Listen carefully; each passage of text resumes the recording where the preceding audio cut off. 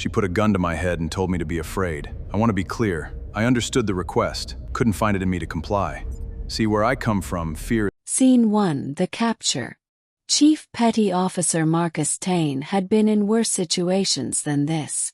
He kept a mental list, not out of pride but because the list was useful. When the current situation tried to convince him it was unsurvivable, the list disagreed with specific evidence.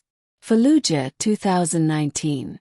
The straight incident that didn't make the news.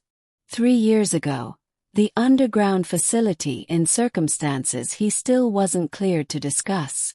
Being captured aboard an alien warship in Earth orbit was bad.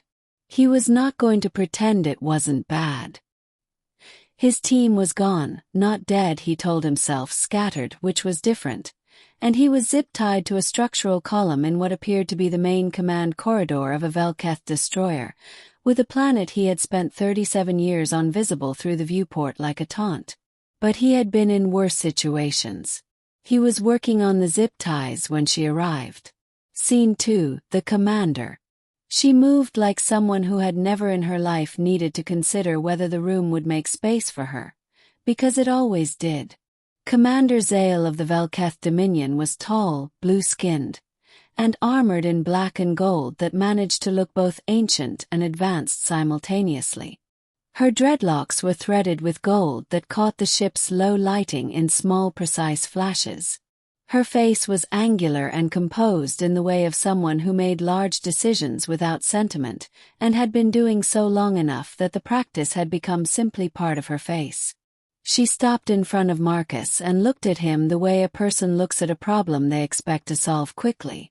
Then she reached to her side, drew a sidearm, gold and silver, human-sized, which told him they had done their research on human biology, and pressed it against his forehead. "Human," she said. Her standard was flawless. "Your fleet has refused to stand down. You will transmit a command on their frequency directing them to cease operations, or this conversation will be brief." Marcus looked at her. He did not look at the gun. "I'm a chief petty officer," he said. "I don't give orders to fleets.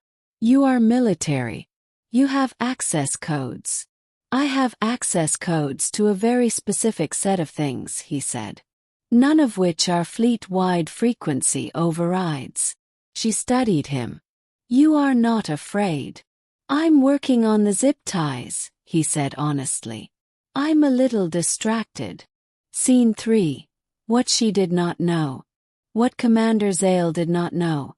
What the Vel'Keth intelligence assessment had apparently failed to include was the specific nature of what she had captured. The dossier, he assumed, said, "Human male, military, tactical unit, mid-level clearance. Useful for information extraction. Moderate threat level." What the dossier had not said, because this information was not in any accessible database, was the following. Marcus Tane had completed SEAL training at 22 and had not stopped training since. He had operated in 15 countries and 4 classified locations.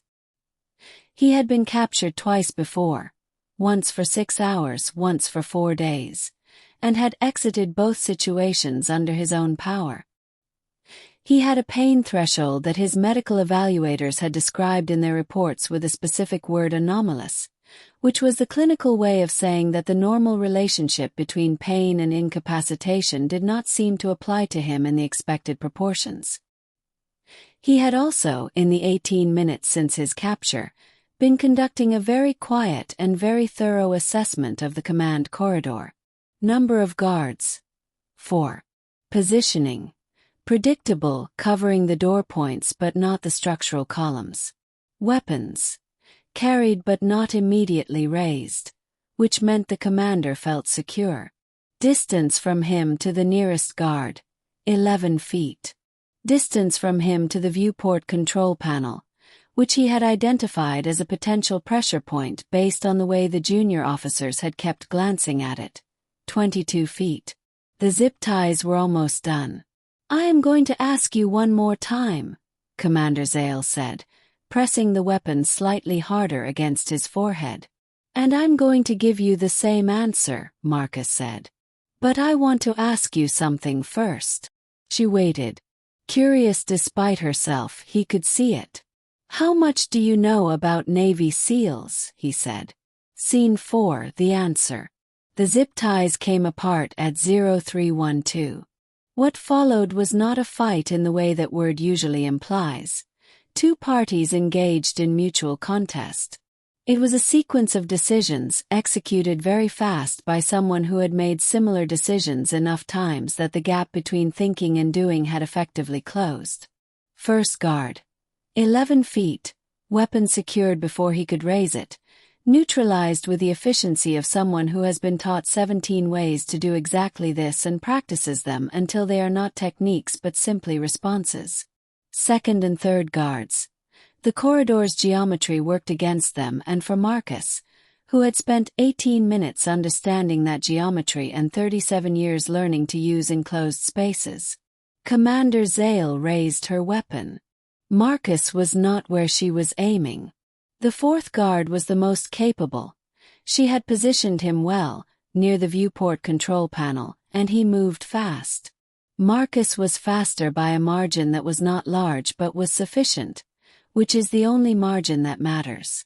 When it was finished, Marcus was standing with Commander Zael's own sidearm in his hand, and Commander Zael was, for the first time in what he suspected was a very long time, not in control of the room.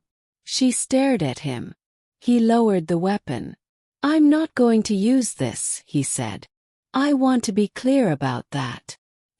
She stopped. I want to talk, he said. About what's actually happening here.